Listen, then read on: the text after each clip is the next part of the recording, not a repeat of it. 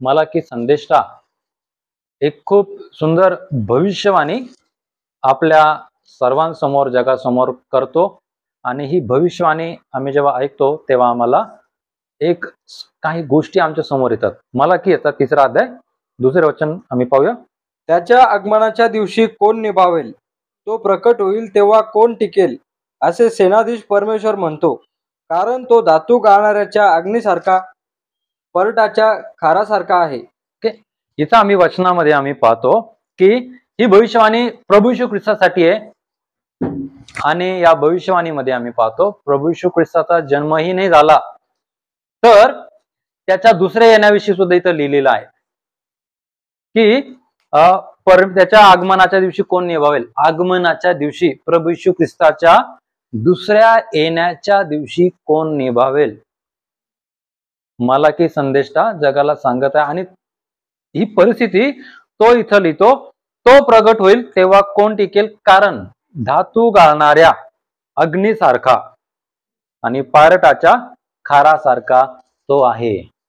वचन आम्हाला सांगतं प्रभूचं दुसरं येणं म्हणजे पहिल्या येण्याविषयी नाही, पण दुसऱ्या येण्याविषयी मला की खूप स्पष्टतेने खूप तीव्रतेने लिहिते की तो धातू गाळणाऱ्या अग्नीसारखा येईल आणि तो धातू गाळेल आणि परमेश्वर आपल्या लोकांना शुद्ध करण्यासाठी कोणत्या अग्नीचा उपयोग करेल हे आम्हाला माहित पाहिजे। मग त्याच्याकडे कोणता धातू किंवा त्याच्याकडे काय आहे, त्याच्याकडे भट्टी आहे का, किंवा शुद्धीकरणाचं त्याच्याकडे भांड आहे का, की जेथे परमेश्वर आपल्याला शुद्ध करेल। आणि आम्ही हे ऐकून समजून मी तुम्हाला उत्तेजित करेल, आम्ही स्वतःला जागृत करूया, एकमेकांना आम्ही जागृत करूया, कारण तो येणार आहे आणि धातू गाळण्याचा सारखा अग्नीने तो भरलेला आहे। आणि वचन आम्हाला सांगतं की धातू गाळणाऱ्या अग्नीसारखा आहे प्रभू येशू ख्रिस्त। म्हणजे उदाहरण आम्ही घेऊया, आम्ही काही जेव्हा चालतो, धान्य असल रेती असल, जेव्हा आम्ही काही चालतो, जे कामाचं आहे ते राहतं, बाकीचं फेकण्यात येतं। आणि इथं पण आम्हाला पाहायला भेटतं की हे प्रभू येशू ख्रिस्ताच्या येण्याविषयी दिलेले, परंतु त्याच्याकडे कोणती भट्टी आहे, त्याच्याकडे कोणतं शुद्धीकरणाचं भांड आहे, जिथं तो आम्हाला स्वच्छ करेल किंवा आम्हाला शुद्ध करेल। आणि तो कोणत्या अग्नीने उपयोग करेल, त्याच्याकडे कोणता अग्नी आहे। बहुतेकदा आमच्या मानवी डोळ्यामध्ये किंवा आमच्या मानसिकतेमध्ये ज्या दिसणाऱ्या तीव्र गोष्टी आहेत किंवा दिसणारा अग्नी आम्हाला तेच वाटतो, परंतु ही अग्नी काय आहे, ही परीक्षा काय आहे किंवा हे काय आहे, हे सगळं आज आम्ही बघणार आहोत। आणि या परीक्षेमध्ये, या अग्नीमध्ये किंवा या कसोटीमध्ये आम्ही स्वतःला जाऊ दिलं पाहिजे। आणि पवित्र शास्त्र जेव्हा आम्ही पाहतो तर इथे शब्द येतो तो अग्नीसारखा आहे। मग ही अग्नी काय आहे हे आम्हाला माहित पाहिजे। तर पहिली गोष्ट आपल्या समोर येते, अग्नी ही परमेश्वराची उपस्थिती दर्शवते। अग्नी देवाच्या महान उपस्थितीला दाखवते। आणि जेव्हा आम्ही जुना करार वाचतो तर जुन्या करारामध्ये तुम्हाला बऱ्याच ठिकाणी हे पाहायला भेटल, जिथं जिथं ज्या ठिकाणामध्ये परमेश्वराची उपस्थिती आली तिथं त्याचा अग्नी आला, तिथं अग्नी आम्हाला पाहायला भेटला। काय आहे तिथं, परमेश्वराची उपस्थिती आहे आणि ती उपस्थिती काय दाखवते माहिती आहे का, देवाच्या उपस्थिती दर्शक अग्नी आहे। आणि परमेश्वराने अनेक वेळा या माध्यमातून आपल्या लोकांची भेट घेतली। आणि जर आम्ही अनुवाद याचा 4था अध्याय आणि याचं 24 वचन आम्ही पाहतो तर तिथं आम्हाला सांगण्यात येतं की तुझा देव परमेश्वर, अनुवाद 4:24 मध्ये म्हटलेले, कारण तुझा देव परमेश्वर हा भस्म करणारा अग्नी आहे, तो ईर्ष्यावान देव आहे। असं का मोशे तिथं म्हणतो आणि परमेश्वराने त्याला असं का सांगितलं। जर आम्ही त्याच्या अगोदरचं वचन सांगितलं की परमेश्वराने देव केलेल्या आज्ञा, देव केलेलं वचन आम्ही जेव्हा पाळत नाही, आम्ही त्याच्या वचनाप्रमाणे चालत नाही, तर इथं आम्हाला वचन सांगत आहे तुझा देव परमेश्वर हा भस्म करणारा अग्नी आहे। आणि प्रियजनो, परमेश्वर तो आहे, तो दयाळू मंद क्रोध पण आहे, परंतु जेव्हा तो क्रोधित होतो त्याची उपस्थिती त्याचा क्रोध अभस्म करून टाकतो। आणि तो कधी आणि कोणावर, ह्या वचनामध्ये आम्हाला पाहायला भेटतो, जो कोणी त्याचं वचन, त्याच्या आज्ञा पाळणार नाही त्याच्या वचनाचा तिरस्कार करल त्याप्रमाणे वागणार नाही, चुकीच्या चालीरीतीप्रमाणे वागल. जुन्या करारामध्ये सांगितलं होतं की तुझा देव परमेश्वर भस्म करणाऱ्या अग्नीसारखा आहे. आणि इतकी स्पष्टता किंवा देवाच्या इतकी आम्हाला हे पाहायला भेटतो देवाच्या स्वभावामध्ये. आणि या जुन्या करारामध्ये आम्ही पाहतो परमेश्वराच्या उपस्थितीचे किंवा सानिध्याचे अनेक उल्लेख या प्रगटीकरणाच्या संबंधित आहे. म्हणजे परमेश्वराचं प्रगटीकरण आहे. जिथं जिथं परमेश्वराची उपस्थिती आली तिथं अग्नी आली आणि त्याद्वारे परमेश्वराने लोकांशी संबंध स्थापला किंवा परमेश्वर बोलला. परमेश्वरने आपलं उघड प्रगटीकरण लोकांना दिल्याचं आम्हाला पाहायला भेटतं. निर्गम याचा जर आम्ही 19वा अध्याय 18वं वचन आणि 24वा अध्याय 17 वचन आम्ही जेव्हा पाहतो तर तेव्हा आम्हाला या वचनामध्ये या परमेश्वराच्या उपस्थितीविषयी किंवा सानिध्याविषयी आम्हाला वचन सांगतं. सर्व सिनाय पर्वतावर धूर पसरला, कारण परमेश्वर अग्नीतून त्याच्यावर उतरला. भट्टीच्या धुरासारखा त्याचा धूर वर चढला व सर्व पर्वत थरथरू लागला. आम्ही पाहतो परमेश्वराची उपस्थिती एका पर्वतावर आलेली आहे आणि तो पर्वत अग्नीने भरला. निर्गम 19:18 मध्ये आम्ही पाहिलं की तो पर्वत थरथर कापत आहे, अग्नीने भरलेला आहे. आणि त्या परमेश्वरामधून परमेश्वराचा आवाज, परमेश्वराची उपस्थिती लोकांनी अनुभवली आम्हाला पाहायला भेटते. लोक जिवंत देवाचं सामर्थ्य इस्रायल लोक आपल्या उघड्या डोळ्यांनी पाहते. परंतु हे सगळं घडण्या अगोदर 40 वर्ष अगोदर आम्हाला एक गोष्ट पाहायला भेटते की तोच परमेश्वर एका झुडपाच्या माध्यमातून, जळत्या झुडपाच्या माध्यमातून मोशे सोबत बोलला. झुडूप जळत होतं, झुडूप अग्नीने भरलेलं होतं आणि मोशे जेव्हा पाहतो की एक झुडूप जळत आहे आणि कुतूहलतेने आश्चर्याने ते झुडूप तो पाहायला जेव्हा तो गेला तेव्हा त्याने त्या झुडपातून आवाज ऐकला की मोशे आपले पायतन तू बाजूला काढ, कारण ज्या भूमीवर तू उभा आहे ती पवित्र आहे. मोशेने एक जळतं झुडूप पाहिलं, त्या जळतं झुडूप त्याच्याशी बोलू लागलं आणि त्याने परमेश्वराचा आवाज ऐकला. त्याच मोशेला देवाने इस्रायल लोकांना बाहेर काढण्यासाठी उपयोग केला. 40 वर्षानंतर तोच परमेश्वर आता झुडपात नाहीये तर अग्नीच्या द्वारे सिनाय पर्वतावर उतरला आणि तो सिनाय पर्वत परमेश्वराच्या अग्नीने भरला आणि तो बोलू लागला. आणि इथं आम्ही पाहतो हा परमेश्वर मोशे सोबत आणि सगळ्या इस्रायल लोकांसोबत बोलू लागला. परमेश्वराची इच्छा आहे त्याने आमच्याशी बोलावं, त्याला बोलूशी वाटतं. आणि त्या समयामध्ये हे माध्यम होतं, परमेश्वर त्याच्या लोकांशी बोलत होता. 24वा अध्याय 17 वचनामध्ये आम्ही पाहतो, पर्वताच्या माथ्यावर परमेश्वराचे तेज भस्म करणाऱ्या अग्नीसारखे इस्रायल लोकांना दिसत होते. आम्ही पाहतो की लोकांना पर्वताच्या माथ्यावर उंचावर की परमेश्वराचं तेज, परमेश्वराचा अग्नी हा भस्म करणारा असा दिसून आला. मग आता आम्ही जेव्हा परमेश्वराने सिनाय पर्वतावर लोकांचे संभाषण केलं त्या अगोदर परमेश्वराने मोशेला सूचना दिली होती की कोणताही मनुष्य, प्राणी, पक्षी यांनी पर्वताच्या पायथ्याशी येऊ नये, पर्वताला स्पर्श करू नये, पर्वताच्या जवळ येऊ नये. स्पर्श केला तर ते मरतील. आणि या वचनामध्ये आम्ही पाहतो की परमेश्वराची उपस्थिती तितकी तीव्र, तितकी स्पष्ट होती की कोणीही सहज रीतीने त्या पवित्र पर्वताला स्पर्श करू नये, कारण तिथं आता देवाची उपस्थिती आणि तो संपूर्ण पर्वत देवाच्या सामर्थ्याने, देवाच्या उपस्थितीने भरलेला आहे. आणि परमेश्वराने मोशेला आणि सर्व लोकांना या सूचना दिल्या होत्या आणि लोकांनी सर्वांनी हे बघितलं, हा सिनाय पर्वत आमच्याशी बोलत आहे, परमेश्वर बोलत आहे.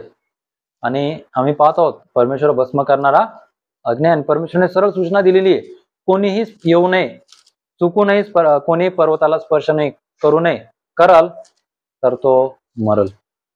आणि परमेश्वर त्याच्या दयेविषयी, त्याच्या प्रेमाविषयी खूप चांगला आहे, परंतु त्याच बरोबर तो तितका सरळ, स्पष्ट आणि कडक आहे. परमेश्वराच्या पवित्रतेमध्ये सहजतेने आलेलं त्याला आवडत नाही. आणि मग आम्हाला पवित्रशास्त्रामध्ये अनेकदा पाहायला भेटतं बघा, जेव्हा आपण परमेश्वराच्या सानिध्यात प्रवेश करतो तेव्हा आपण परमेश्वराच्या त्या सानिध्यात प्रवेश करतो जी भस्म करणारी अग्नी. मग परमेश्वर काय भस्म करतो? आपले पाप आपली दुष्टता, आपले व्यभिचार, आपला मोह, लोभ, आकर्षण. मग अनेकदा आम्ही ऐकतो, कधी कधी संदेश खूप टोचतो, म्हणजे परमेश्वर आमच्या अंतःकरणाला टोचते, आम्हाला धूत आहे, आम्हाला स्पर्श करते. पहा, हा अग्नी आम्हाला जाळायसाठी नाहीये, हा अग्नी आमचे पाप जाळायला आहे. हा अग्नी आमचा विरोधी नाहीये, तर देवाचा पवित्र अग्नी आमचे पाप, आमचे व्यभिचार, आमची दुष्टाई जाळून टाकण्यासाठी आहे, आम्हाला मारून टाकण्यासाठी नाहीये. म्हणून आम्ही जेव्हा त्याच्या पवित्र उपस्थितीमध्ये, पवित्र सानिध्यामध्ये प्रवेश करतो, तर आम्ही त्या उपस्थितीत प्रवेश करत आहोत जो त्याचा भस्म करणारा अग्नी आहे. आणि जेव्हा आम्ही त्या उपस्थितीमध्ये येतो, आमचे पाप जाळले जातात, अनेकांना तीव्र उष्णता जाणवते, आग जाणवते, देवाची महान स्पर्श जाणवतो. हे काय आहे? देवाच्या उपस्थितीचं प्रतीक आहे. आणि प्रियजनो, ही प्रक्रिया आमच्या जीवनात जर होती ना, खूप चांगला आहे. परमेश्वर आम्हाला शुद्ध करत आहे. जाळणं म्हणजे नष्ट करणं नाहीये. अनेकदा आम्हाला तेच वाटतं. दोन आहेत प्रकार, जाळणं म्हणजे नष्ट करणं, आणि दुसरं आहे जाळणं म्हणजे शुद्ध करणं. अनेकदा परमेश्वर आम्हाला जाळून राख नाही करत, तर परमेश्वर अनेकदा आम्हाला शुद्ध करतो. आमचे विचार, आमचा दृष्टिकोन, आमची वागणूक, आमचा स्वभाव, आमचं बोलणं त्याला शुद्ध करायचं असतं, आणि तो त्या भट्टीतून आम्हाला जाऊ देतो. परंतु बऱ्याचदा बरेच ख्रिस्ती पुढारी, धार्मिक पुढारी स्वतःला त्या माध्यमातून जाऊ देत नाही, म्हणून ते जळून राख होतात. उदाहरण, गणनाचा जर तुम्ही 16वा अध्याय पाहता, या अध्यायामध्ये तुम्हाला एक व्यक्ती पाहायला भेटेल, कोरह नावाचा. आणि हा कोरह नावाचा पुढारी हा रागाने, द्वेषाने उठला, आणि तो उठला, परंतु तो एकटा नाही, तर त्याने आपल्या बरोबर जवळपास 250 लोकांना त्याने सोबत घेतलं. आणि त्याने सोबत घेऊन त्याने योजना केली. ती योजना देवाविरुद्ध आणि देवाचा सेवक मोशे विरुद्ध त्याने केली. आणि त्याला असं वाटलं की या योजनेमध्ये मी यशस्वी होईल आणि देव मला विजय देईल. आम्ही वाचतो गणनाचा 16वा अध्याय 2 आणि 3 वचन आम्ही वाचूया. हे इस्रायलातील 250 लोकांना बरोबर घेऊन मोशे विरुद्ध उठले. हे लोक सरदार असून मंडळीचे प्रतिनिधी व नामांकित पुरुष होते. ते मोशे व अहरोन यांच्या विरुद्ध जमा होऊन त्यांना म्हणाले, तुमचे आता फारच झाले. संबंध मंडळी पवित्र आहे, तसेच प्रत्येक मनुष्य पवित्र आहे आणि परमेश्वर त्यांच्या ठायी आहे. तर मग तुम्ही परमेश्वराच्या मंडळीवर वर्चस्व का गाजवता? आम्ही पाहतो कोरह 250 कोणाला सोबत घेऊन उठला माहितीये का? सर्वसाधारण लोक नव्हते ते. वचन आम्हाला सांगतं ते मंडळीचे प्रतिनिधी होते, म्हणजे मंडळीचं प्रतिनिधी करणारे होते, मंडळीचे पुढारी होते, मंडळीचे सरदार होते, नामांकित पुरुष होते, प्रसिद्ध पुरुष होते. आणि मोशे या 250 लोकांना घेऊन निघाला. कोरह या लोकांना घेऊन निघाला मोशेच्या विरोधात. आणि त्याचं तक्रार, त्याची समस्या काय आहे? तो त्याला म्हणतो, तुमचं फार झालं, खूप झालं, सगळे लोक पवित्र आहे, पण तुम्हीच वर्चस्व गाजवतात, तुम्हीच सगळं करता, असं कस काय? आणि तो त्यांना म्हणू लागला की तुम्ही सगळीकडे तुम्हीच करा लागलेत, कुठं जाऊ तुम्हीच पुढारी पण करा लागले, आम्ही आहे का नाही पुढारी? आणि त्यालाही वाटलं की आम्ही योग्य करत आहोत. त्याने 250 कोणाला घेतलं माहितीये का? जणू चांगली सेवा करणाऱ्या सेवकांना घेतलं. नामांकित पुरुष आहे, सरदार आहे आणि प्रतिनिधी आहेत, मंडळीचे प्रतिनिधी, म्हणजे मंडळीकडून बोलणारे, यांना तो कोराने घेतलं. आणि मोशेला आणि अरोनाला तो म्हणतो की तुमचं खूप झालेलं आहे, तुम्ही मंडळीवर वर्चस्व गाजवा लागलेत, आमच्यावर वर्चस्व गाजवा लागलेत, तुमचं हे चालणार नाही. मोशे ते ऐकून पालथा पडला देवासमोर, लोकांसमोर, की त्याला नाही कळालं की आम्ही कधी वर्चस्व गाजवलं. आणि परमेश्वर त्याला म्हणाला, कोराला आणि त्याच्या साथीदारांना, उद्या तू माझ्या समोर आण, आणि कोण पवित्र आहे आणि देवाचं कोण आहे हे उद्या सकाळी दिसून येईल. अनेकदा ख्रिस्ती जीवनामध्ये ही तक्रार आजही आहे. तेच सेवा करतात, तेच करतात, हेच करतं, आम्ही नाही करू शकत का? कोरालाही पाचारण होतं, तो साधारण मनुष्य नव्हता, पण माहितीये ज्या पाचारणाला त्याला बोलवलं होतं ना, त्यात तो समाधानी नव्हता, त्याला उच्च पद लागत होतं. ज्या मार्गाने त्याने पद मिळवायचा प्रयत्न केला ना, पद तर गेलं, जीवन पण गेलं. परीक्षा, तो पण एका परीक्षेचा सामना करत होता, परंतु त्याने देवाची आणि मोशेची परीक्षा घेतली. आणि इथं आम्हाला पाहायला भेटतं, परमेश्वर म्हणाला की त्यांना सगळ्यांना घेऊन ये आणि उद्या आम्ही बघू काय होतं. आणि त्याचं तिथं भांडण नाही थांबलं. तो मोशेला आणि त्याच्या भावाला अहरोनला म्हणतो, लेवी वंशजांनो, तुमचं आता फारच झालेलं आहे आणि तुम्ही आमच्या सगळ्यांवर अन्याय केला. आणि परमेश्वरने सांगितलं की या सगळ्यांना तुम्ही उद्या घेऊन या आणि उद्या दिसून येईल कोण देवाचं आहे आणि कोण देवाचं नाही. आणि परमेश्वराने ते त्यांना सांगितलं. तिथं ते थांबले नाही. कोराच्या जीवनात किंवा कोराच्या मनात आहे ना आणखीन समस्या होत्या. प्रियजनो, आमची पण कधी कधी परीक्षा होती. पुढे आम्ही पाहणार आहोत. या परीक्षांना आम्ही कसं सामोरे जातो हे आम्हाला आज समजून घेणे. वाचूया 10वं वचन आम्हाला काय सांगतं. 9 10वं वचन. तुम्ही परमेश्वराच्या निवास मंडपाची सेवा करावी आणि मंडळीची सेवा करण्यासाठी तिच्या समोर उभे राहावे, म्हणून परमेश्वरानं तुम्हाला आपल्या जवळ येऊ दिले.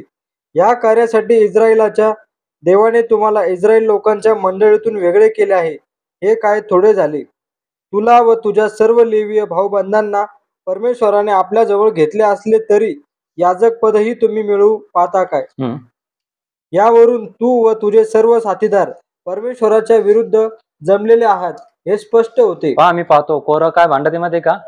कोरह खूप भांडला त्यांना आणि कोरह मोशेला म्हणतो की तुम्ही निवास मंडपाची सेवा करावी, मंडळीची सेवा करण्यासाठी उभा राहावे, म्हणून देवाने तुम्हाला जवळ येऊ दिलं. ही संधी तुम्हाला देवाने दिली आणि या कार्यासाठी इस्रायलाच्या देवाने तुम्हाला इस्रायल लोकांच्या मंडळीतून वेगळं केले. एका थोडी सेवा झाली का? किती मोठी सेवा तुम्हाला दिली. कोरह त्यांना भांडत आहे आणि मग त्याचं भांडणं आणखीन पुढे जातं. तो म्हणतो तुला व तुझ्या सर्व लेवी भावांना परमेश्वराने आपल्या जवळ घेतलं, जवळची सेवा घेतली. आता काय याचकीय सेवा पण तुला पाहिजे का? संदेशाची सेवा पण तुला लागती, याचकाची लागती, पालखी सेवा पण लागती आणि सगळी सेवा तुला करायची का? आणि कोरह तिथं बोलला, कोरह भांडला आणि तो त्यांना म्हणतो तू व तुझे सर्व साथीदार परमेश्वराविरुद्ध जमलेत. मोशेला बोलत येतो की तुम्ही देवाच्या विरुद्ध सेवा करायला लागलेत. मोशे पालथा पाडला देवासमोर. मोशे त्याला म्हणतो उद्या तू या सगळ्यांना माझ्या समोर घेऊन ये. माहितीये, खूप काहीतरी अघटित असं घडलं ज्याची कल्पना किंवा ज्याचा अंदाज कोणीच घेतला नाही आणि ज्याचं कोणीच विचार केला नाही.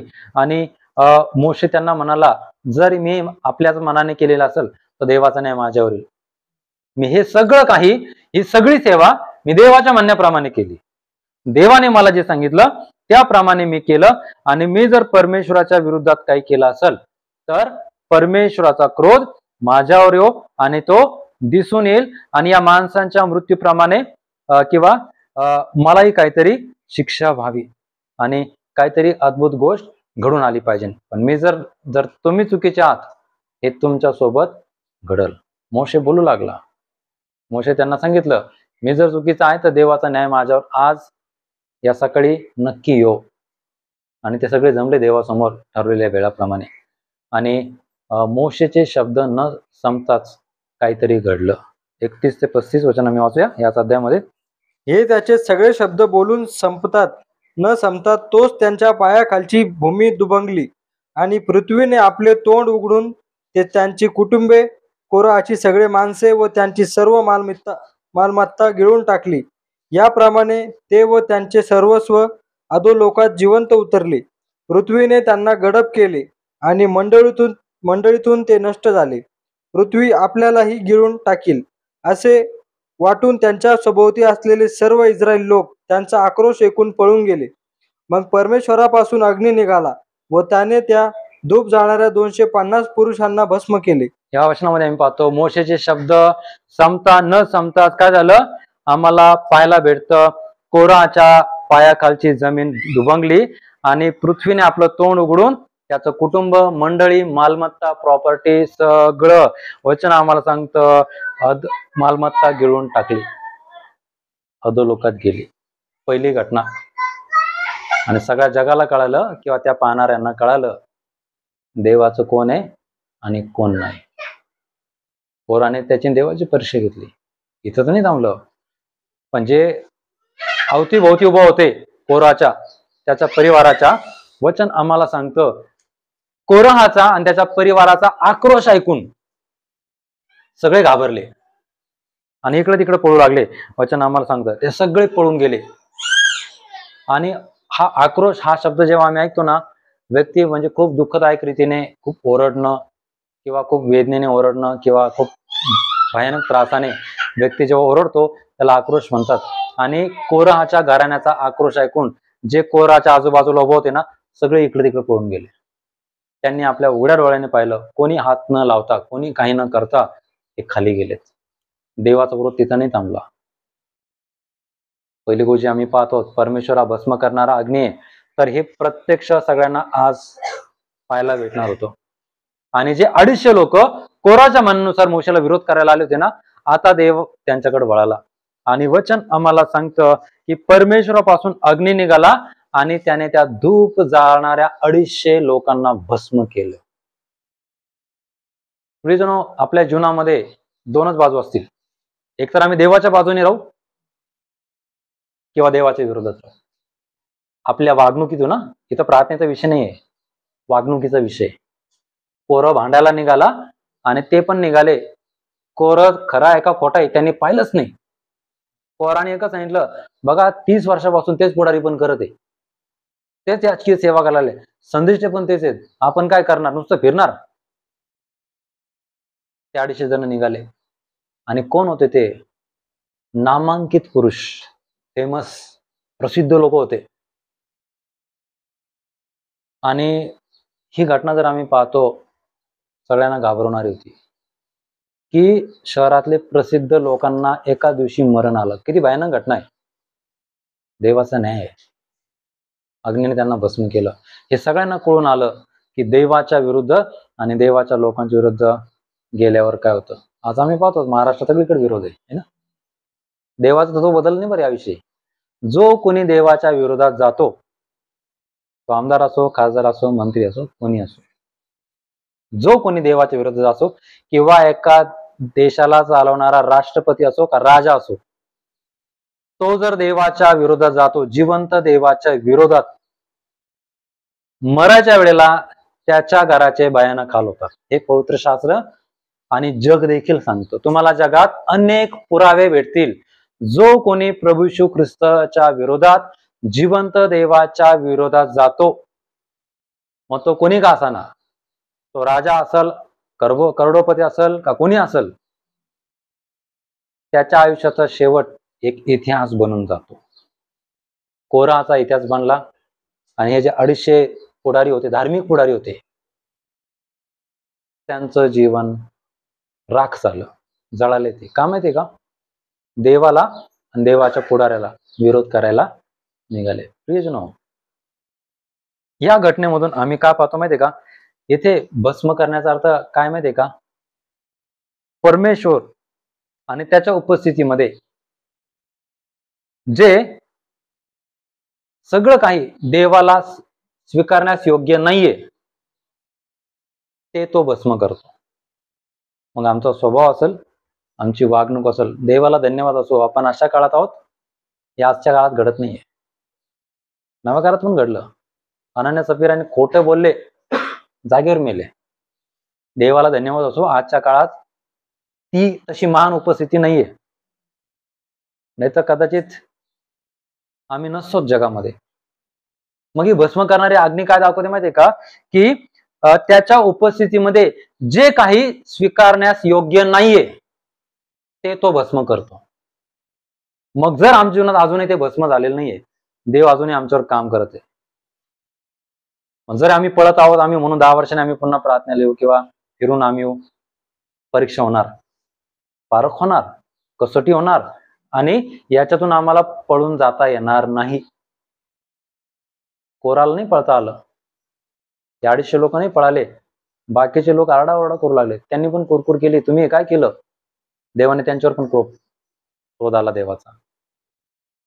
देव खूप चांगला आहे प्रियजनो, पण जर आम्ही परमेश्वराच्या चांगुलपणाचा जर आम्ही गैरफायदा घेऊ, विरोधात जाऊ, मग आम्हाला खूप मोठ्या परीक्षांना सामोरं जावं लागेल.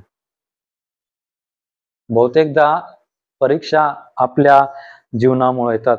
आणि बघा, परमेश्वर बऱ्याचदा आपल्या अंतःकरणामध्ये, आपल्या जीवनामध्ये शोध, तपासणी, शुद्धता, पवित्रता आणि शुद्धीकरणाचं सखोल कार्य करतो. आम्हाला नेहमी तो शुद्ध करायचा प्रयत्न करतो. नेहमी आम्हाला तो व्यवस्थित करायचा प्रयत्न करतो.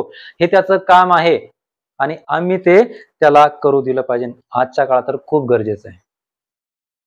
आजच्या काळात देव जे काम करू इच्छितो ना, आम्ही सगळ्यांनी त्याला सहमत असलं पाहिजे, तयार असलं पाहिजे. कोणतं? देव आम्हाला शुद्ध करू इच्छितो. देव आमच्या जीवनात, आमच्या अंतःकरणात खोलवर काम करू इच्छितो आणि ते त्याला आम्ही करू दिलं पाहिजे. आम्ही नाही करू देत.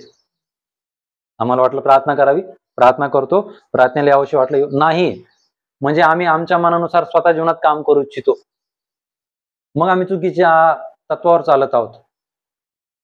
मजबूत काम नाही होणार. मग एक लक्षात ठेवा, जर आम्ही ही भिंत, अर्धी भिंत आता बांधली, पुढची वरची भिंत आम्ही 1 वर्षांनी बांधली, आज जर आम्ही 10 वर्षात घर बांधवलं, तुम्हाला सांगू हे घर टिकणार नाही. मग आमचं आत्मिक जीवन पण आम्ही असंच करतो. इथं आम्हाला आनंद वाटतो, मग आम्ही करतो, मग ते वाटलं नाही, आम्ही थांबून जातो. हे नाहीये. आणि पहा, परमेश्वर माहितीये सोनार आणि सोनाराच्या अग्नीसारखा आहे. परमेश्वर हा त्या सोनाराच्या अग्नीसारखा आहे आणि आपण त्याच्या सानिध्यात राहिल्याने शुद्ध होऊ. परमेश्वर सोनार आहे, आम्ही सोनं आहोत. आणि जेव्हा सोनाराच्या हातात सोनं येतं, मग त्या सोन्याला आणखीन चांगलं करण्यासाठी तो अग्नीत टाकतो, त्या अग्नीच्या भांड्यात टाकतो आणि त्याच्यातली सगळी कचरा, सगळा घाण जाऊ देतो. तोपर्यंत त्याला एक सुंदर किंमत भेटत नाही तोपर्यंत. मग आपण जर त्या सोनाराच्या हातात आहोत, मग आपल्याला अग्नी लागलेली आहे, म्हणजे परीक्षा आहे, कसोटी आहे आणि त्यामधून आपण चाललो आहोत. परंतु बऱ्याच आम्ही त्याच्यातून उड्या मारतो, बाहेर पडतो. मागच्या रविवारी आम्ही पाहिल्याप्रमाणे त्या शिंगरासारखं त्याने कुंपण सोडलं, नाही लागत. या माध्यमातून आम्हाला जायला नाही आवडत. तो तर सोनार आहे आमचा. तो जर सोनार आहे, मग आम्ही सोनं आहोत. मग आता आम्हाला आमची शुद्धीकरणाची प्रक्रिया चालू आहे, आमची घडवण्याची प्रक्रिया घडवून चालू आहे. आणि बघा, आम्हाला तोपर्यंत तो घडत राहील जोपर्यंत आम्ही चांगल्या दर्जाचे बनणार नाही. पण आम्ही थोडंफार चांगलं घडल्यावर आम्ही लगेच बाजूला होतो. त्याला आम्हाला पूर्ण घडवायचं आहे, म्हणून त्याला आम्हाला वापरायचं असतं आणि आम्ही ते स्वतःला शुद्ध होऊ देण्यासाठी त्याच्या हातात पडलो पाहिजे. इतकी आमची सहमती, त्याला परवानगी असली पाहिजे. तो वारंवार आम्हाला शुद्ध करतो, आम्हाला जाळत नाही, तर आमचे पाप जाळतो. आमचा दुष्ट स्वभाव, आमचा लोभीपणा, आमचा सगळा दैहिक स्वभाव, त्याच्यावर तो काम करतो. आम्हाला जाळायचं देवाची इच्छा नाहीये. आम्हाला बनवला त्याच्यासोबत राहण्यासाठी. तो जर मग सोनार आहे किंवा तो जर अग्नी आहे, तर आम्ही पण त्याच्याशी समरूप होणं गरजेचं आहे. दुसरी गोष्ट आम्हाला पाहायला भेटते आणि दुसरी गोष्ट आहे अग्नी. काय आहे? ते आहे परमेश्वराचं वचन.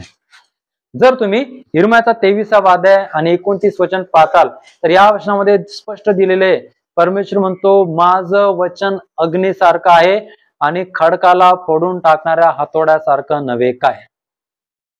परमेश्वर स्पष्टपणे बोलतो की परमेश्वराचं वचन अग्नीसारखं आहे. मग ते अग्नीसारखं वचन आहे ना, आणि जेव्हा ते आम्ही वाचतो तेव्हा आपले पाप, आपली दुष्टता जळत असते. असं वाटत आहे नकोय, मला ऐकायला नको, मला जळायला सारखं होतंय, हे मला ऐकूशी नाही वाटत. आम्हाला नाही जाळत ते वचन. त्या पापांना, त्या दुष्टतेला जाळतं, कारण ते पवित्र आहे. आणि यिर्मया म्हणतो की परमेश्वराचं वचन अग्नीसारखं आहे.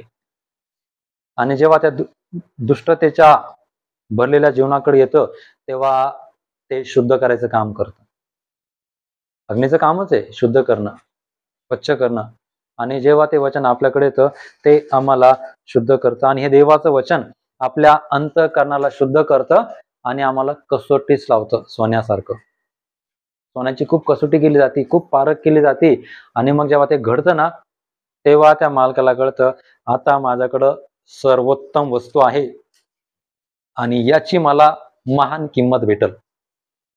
प्रियजनो, तुम्ही आणि मी आपण त्या सोन्यापेक्षा मौल्यवान आहोत, पण मौल्यवान होण्यासाठी आम्हाला घडवणुकीमधून जावं लागल, आम्हाला घडू द्यावं लागल.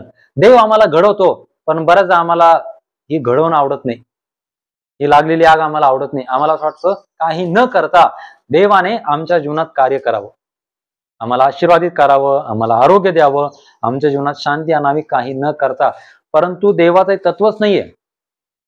देवाचं एकच तत्व आहे, प्रत्येक मनुष्याला देव पारखतो आणि त्याचं वचन खडकाला फोडणाऱ्या हातोड्यासारखं आहे, अग्नीसारखं आहे. आणि इब्री लोकांच्या पत्रात आम्ही पाहतो ते तीक्ष्ण असून, दुधारी तलवारीसारखं तीक्ष्ण असून मेंदू, मज्जा आणि त्यांना आरपार भेदून जाणार आहे. हे वचन मसरळ कधी कधी अंत करणारं लागतं. पास्टर मलाच टोचून बोलायला लागले, डायरेक्ट डोक्यात राग येतो, हे मला धरून बोलायला. वचन कुठं चालले मग? याच्या आरपार जाणार आहे, माणसाला नाही कळत. पण बघा वचन सरळ याच्या पार घुसतं. आपल्या प्रत्येकाच्या, माझे पण अनुभव आहेत. मी पण जेव्हा तरुण किंवा मी 19 वर्षाचा होतो, वचन ऐकताना असं वाटतं की मलाच बोलायला लागले. म्हणजे वचन आमच्याशी बोलतं, वचन इथं घुसतं, ते इथून घुसून काय करतं माहितीये? आमची शुद्धता करतं, आम्हाला स्वच्छ करतं, आमच्यातला कचरा, आमच्यातली घाण, आमच्यातली अमंगळता काढतं. कारण वचनाचं ते काम आहे आणि ते तलवारीपेक्षा तीक्ष्ण आहे. जुन्या काळामध्ये आम्ही काय पाहतो की परमेश्वर योसेफाद्वारे, आम्ही त्या योसेफाचं ऐकलं, स्वप्नाद्वारे बोलला. त्याने देवाचं स्वप्न बघितलं, त्याने स्वतःचं गौरवी भविष्य पाहिलं. पण माहितीये परिस्थिती उलटीच घडली. तो गुलाम झाला आणि तो विकला गेला, त्याला तुरुंगात टाकलं. एक वचन आपल्या वाचनात आलेच नाही योसेफाविषयी. स्तोत्रमध्ये वर्णन आलेलं आहे, स्तोत्र संहितेचा. आणि योसेफाच्या दोघांमधला जर काळ आपण पाहिला, किमान 1000 वर्षाचा आहे, किमान 500 वर्षाचा तरी असेल. मग 500 वर्षानंतर स्तोत्रकर्त्याला एक प्रगटीकरण भेटतं योसेफाविषयी. कदाचित ते तुमच्या माझ्या वाचण्यात आलं नाही, पण स्तोत्र संहिता 105 या अध्यायामध्ये 17 ते 19 वचनामध्ये बघा योसेफाविषयी स्तोत्रकर्ता काय सांगतो. त्यांच्या पुढे त्याने एक मनुष्य पाठवला, योसेफ दास म्हणून विकला गेला. त्यांनी त्याला बेड्या घालून त्याच्या पायांना इजा केली, त्याच्या गळ्यात लोखंडी कडे अडकवले. त्याच्या सांगण्याप्रमाणे घडून येईपर्यंत परमेश्वराच्या वचनाने त्याला पारखले. वचन आम्हाला सांगतं की त्यांच्या पुढे त्याने एक मनुष्य पाठवला, योसेफ दास म्हणून विकला गेला. हे सगळं का योसेफाविषयी आम्ही पाहतो. आणि वचन आम्हाला सांगतं की त्यांनी त्याला बेड्या घालून त्याच्या पायात इजा केली. बघा त्याला जखमा झालेल्या होत्या, तुम्हाला उत्पत्तीमध्ये कुठंच भेटणार नाही. योसेफाला जखमा झाल्या, त्याला इजा झाली. स्तोत्रकर्ता हे इथं लिहित आहे की त्याला बेड्या घातल्या, त्याच्या पायात इजा केली, त्याच्या गळ्यात लोखंडी कडे अडकवले. गुलाम ही वागणूक. आणि मग वचन आम्हाला सांगतं हे सगळं कस काय आणि कशासाठी? की परमेश्वराच्या वचनाने त्याला पारखलं. मग आम्ही पाहत आहोत परमेश्वराचं वचन काय आहे? अग्नी आहे, परमेश्वराचं वचन आहे. मग परमेश्वराच्या वचनाने योसेफाला पारखलं. काय योसेफ पापी माणूस होता का? नाही. योसेफ भ्रष्ट माणूस होता का? नाही. योसेफ दुष्ट होतं का? नाही. तरीही त्याला वचनाने पारखलं. मग प्रश्न तो, देवाचं वचन जेव्हा आम्हाला पारखतो तेव्हा आम्ही काय करू? देवाचं वचन आपली पण पारख करेल. योसेफ नाही वाचला, हे सगळं त्याच्यावर घडलं. राजा होण्यासाठी ही माध्यम होती. देवाने ठरवलं या माध्यमातूनच तो राजपदावर जाऊ शकतो किंवा मिसरचा प्रधान होऊ शकतो. हे पारखलं देवाने. मग प्रियजनो, तुमच्या आणि माझ्या पारखेसाठी, कसोटीसाठी देवाकडे कोणती तत्व आहेत? कोणती परीक्षा आहे? का योसेफासारखी जर परीक्षा आमच्यावर आली, खरंच आम्ही देवासोबत राहू का? देवासोबत चालू का? इथं सांगत आहे देवाच्या वचनाने त्याला पारखलं. देवाला पारखायचं होतं, योसेफ माझाच आहे का नाही? अनेकदा परमेश्वर आम्हाला पारखतो. परंतु बहुतेक ख्रिस्ती लोक पेनाऱ्याच्या दाखल्यात जे काटेरी झुंगणात अडकलेले आहे ना, कुडपा, त्यांच्यासारखेच, त्या झुडपात अडकलेल्या बियाप्रमाणे संसाराची चिंता, द्रव्याचा मोह हे वचनाची वाढ खुंटवतात. योसेफाकडे काय नव्हतं, समस्या मात्र होत्या, दुःख होतं, एकटेपणा होता, क्लेश होता. परंतु देवाच्या वचनाने त्याला पारखलं आणि तो चांगला सिद्ध झाला.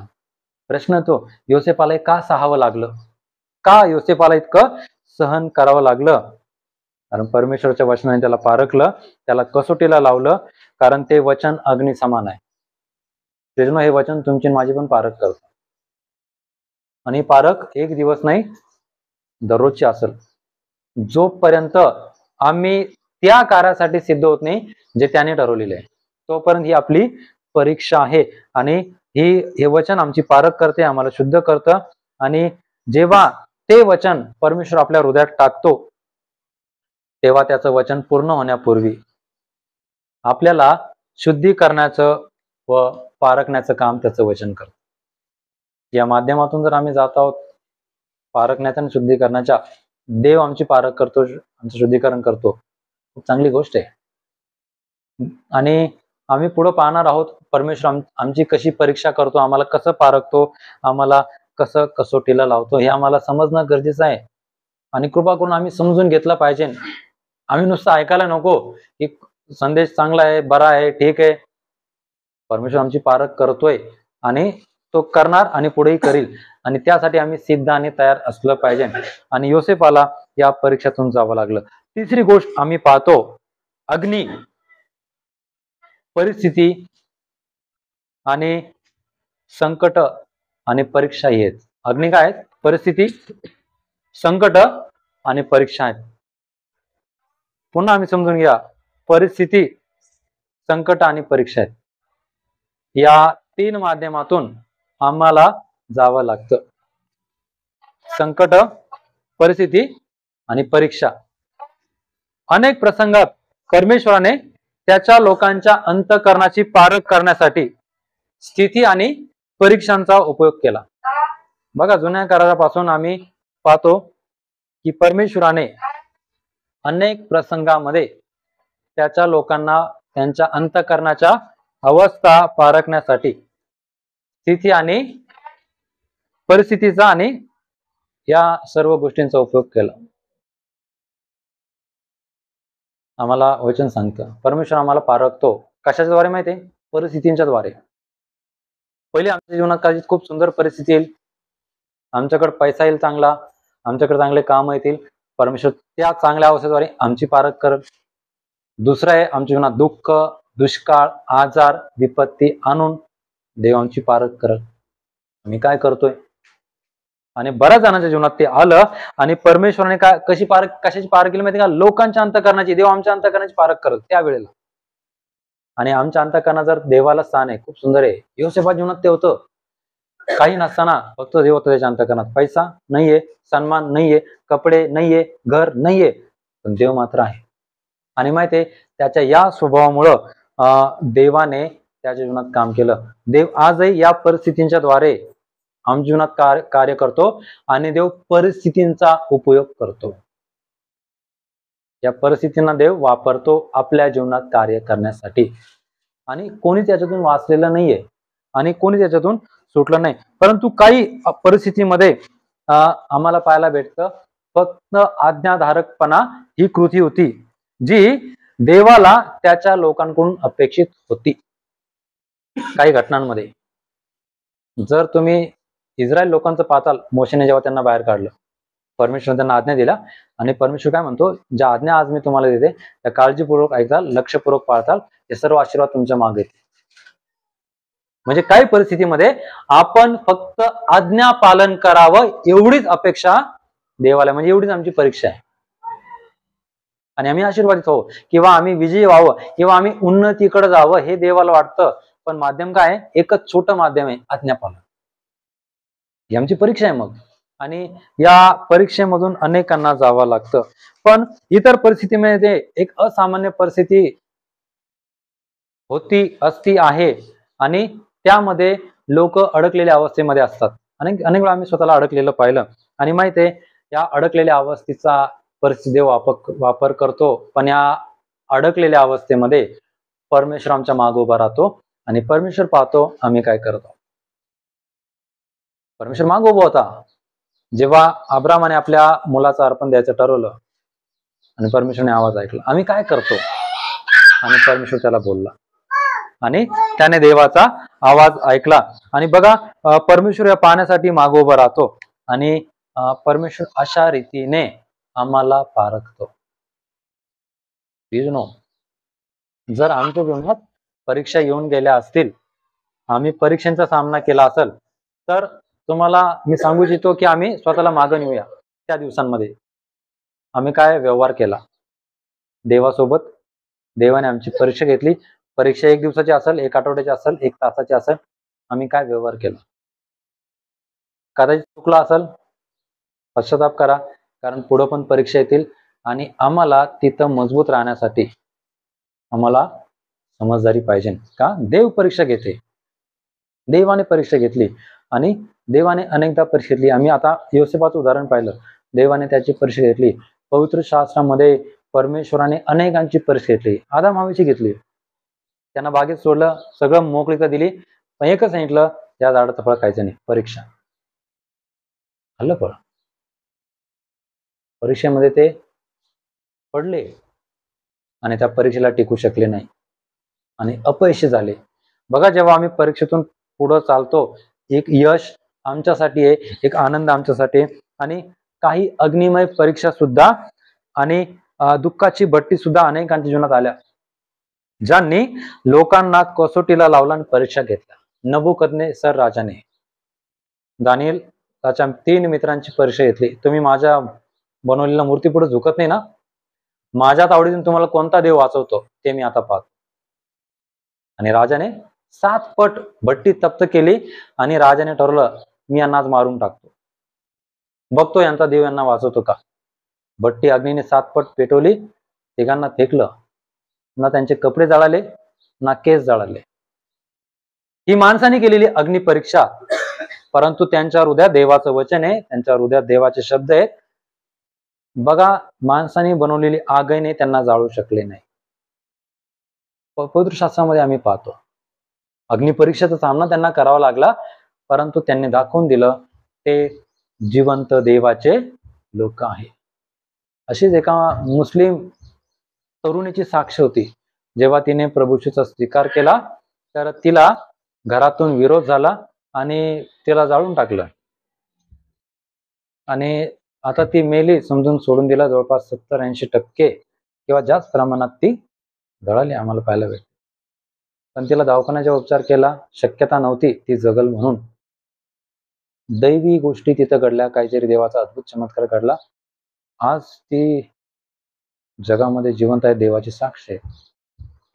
अनेकांना या परीक्षेतून जावं लागतं. आम्ही छोट्या परीक्षेचा सामना करतो, खूप मोठा वाटतं आम्हाला. काय सहन केलं मी, काय परीक्षा, काय दुःख माझ्या जीवनात. कोणासाठी? बिलकुल देवासाठी नव्हतं, स्वतःसाठी, स्वतःला सुखी ठेवण्यासाठी, स्वतःचं घर चांगलं राहण्यासाठी. आम्ही खूप रडून मोठमोठ्याने सांगतो, पण याच्यात कुठंच देवाचं काही नसतं. सगळं माझं, परिवाराचं, पैशाचं हा विषय असतो. अनेकांना अग्नीच्या माध्यमातून किंवा अग्नी परीक्षेतून जावं लागलं आणि त्यांनी दाखवून दिलं की ते देवाचे आहेत आणि ते देवासोबत आहेत. कोणीच पवित्र शास्त्रामध्ये आम्ही पाहतो कोणताच व्यक्ती वाचला नाही. अनेकांची देवाने परीक्षा घेतली. आदम, योसेफ, अब्राम, इसाक, याकूब. कोणी त्या माध्यमातून वाचू शकलं नाही. मग प्रियजनो, तुमची माझी पण परीक्षा आहे. देवासाठी आम्ही काय किमती भरू शकतो, आम्ही काय सहन करू शकतो, ताकद आमच्यात पाहिजे. नसली ना, देवाला शिव्या, देवाला निंदा, देवाला नाव ठेवणार. काय काय प्रार्थना करू? हा, देव जर असं देवाने वाचवलं असतं ना, आम्ही जळालो, संपलो आम्ही त्या परीक्षेमध्ये, देवच आम्हाला कळाला नाही, कारण आम्ही अभ्यास केला नव्हता, आम्हाला माहित नव्हतं. देव अनेकांची परीक्षा घेतो आणि परीक्षा देवाची पद्धत अशी तशी नाहीये. प्रियजनो, जे तुम्हाला आणि मला खूप आवडतं ना, देव तिथंच हात लावतो. मग ते देवाला लागतं आणि ते जर द्यायची ताकद नाही, 100% फेल. सगळं उलट आहे. मग एकाच्या नंतर 2 शून्य असतात ना, तसं नाहीये. शून्याच्या मागे शून्य, मग 1 आहे आमच्या जीवनात. 100 नाही भेटणार, सगळं 0-0 भेटल. आणि आम्ही ते नाही म्हणतो, द्यायला, खर्च करायला, देवाला द्यायला. देव परीक्षा घेतो, देव तपासून पाहतो. उत्पत्तीचा 22वा अध्याय, पहिलं आणि दुसरं वचन वाचूया आम्ही आणि 12 वचन. या गोष्टी घडल्यावर असे झाले की देवाने अब्राहमाला कसोटीस लावले. बघा पहिलं वचन आम्हाला सांगते या सगळ्या गोष्टी घडल्यावर अब्रामाचा जीवन प्रवास 120, 115, 125, 30 वर्षाचा असेल. हे सगळं घडल्यावर इथपर्यंत झाल्यावर परमेश्वर त्याची परीक्षा घेत आहे. परमेश्वराने त्याला पारखलं, त्याला कसोटीस लावलं. त्याने अब्राहमा अशी हाक मारली तेव्हा अब्राहम म्हणाला, काय आज्ञा? देव म्हणाला, तुझा पुत्र, तुझा एकुलता एक प्रिय इसाक याला घेऊन मोरिया देशात जा आणि मी तुला सांगेन त्या डोंगरावर त्याचे होमार्पण कर. आम्हाला पवित्र शास्त्र सांगतं, परमेश्वर म्हणतो तुला प्रिय असलेला, तुला आवडत असलेला जे तुझं आहे ना ते घ्यायचं, मी सांगेल तिथे यायचं. अब्रामाला इतक्या दूर देवाने नेलं होतं की चुकूनही अब्रामाला घरची आठवण येऊ नये किंवा आपल्या घरची ओढ लागू नये आणि आपल्या मुलाला त्याने घरी नेऊ नये. इतक्या दूर परमेश्वर त्याला नेलं आणि परमेश्वर म्हणतो त्याला मी सांगेल तिथं घेऊन चल आणि त्या ठिकाणी तू त्याचं अर्पण कर. प्रियजनो, ही होती अब्रामाची परीक्षा. तुमच्या आणि मला जे प्रिय आहेत ना, मला तुम्हाला एक सांगणे, त्या गोष्टीची पारख होण्यासाठी देव आमच्या जीवनात परीक्षा आणलं. आणि जर तुम्ही नाही म्हणताल असं कस काय, म्हणजे याचा अर्थ आम्ही परीक्षकाला विरोध करत आहोत. आम्हाला पैसा प्रिय असेल, देव आमची पैशावर परीक्षा घेईल. आमच्यासाठी प्रॉपर्टी प्रिय असेल, देव आमची प्रॉपर्टीवर परीक्षा घेईल. आमच्यासाठी लेकरं प्रिय असतील अब्रामासारखे, देव आमची तिथं परीक्षा घेईल. आम्ही देवासोबत काय व्यवहार करतो. परमेश्वर म्हणाल ते सगळं घेऊन तुझा मुलगा मी सांगेल त्या डोंगरावर ये, त्याचं अर्पण कर, अर्पण कर, अर्पण कर. देवाने त्याला पारखलं. देव आम्हालाही पारखतो, पण आम्ही कधी कधी हात मागं घेतो आणि आम्ही नकारतो. अब्राम तयार झालेला होता, पूर्ण आज्ञा पालन केलं. त्याची परीक्षा कोणती होती माहिती का? त्याची परीक्षा इसाक नाहीये, त्याची परीक्षा आज्ञापालन आहे. काय त्याची परीक्षा? हा आज्ञा पाळतो का नाही माझ्या. आपली पण अशीच असेल, पवित्रता असेल, विश्वासू पण असेल, धार्मिकता असेल. आपली परीक्षा कोणती पण असू शकते. आणि परमेश्वरने बघितलं. 12 वचन आम्हाला सांगतं, अब्राहमाने सुरू चालला, परमेश्वर बोलला थांब. तिथपर्यंत त्याची परीक्षा चालली, तिथपर्यंत देवाने त्याला पारखलं. खरंच अब्राम माझ्यावर प्रेम करतो. या तीन दिवसाच्या प्रवासात कधी अब्रामाने अनेकदा गुडघ्यावर टेकून देवाला मागितलं असेल, देवा मला मारून टाक. नाही, देवाने त्याला जे मागितलेले देवाला तेच दिलं. त्याने देव आम्हाला जे मागतो ना प्रियजनो, किंवा तुम्ही जे म्हणता ना देवा मला तुझ्या राजासाठी हे करायचंय, मग ते आम्ही केलंच पाहिजे. परीक्षा आहे आमची. आणि याच्यातून अब्राम गेला आणि आज्ञा पालनाची त्याची परीक्षा झाली. तो परीक्षेतून यशस्वीपणे बाहेर आला. आमच्या जीवनामध्ये अनेक परीक्षा आमच्या जीवनात येऊन गेल्या.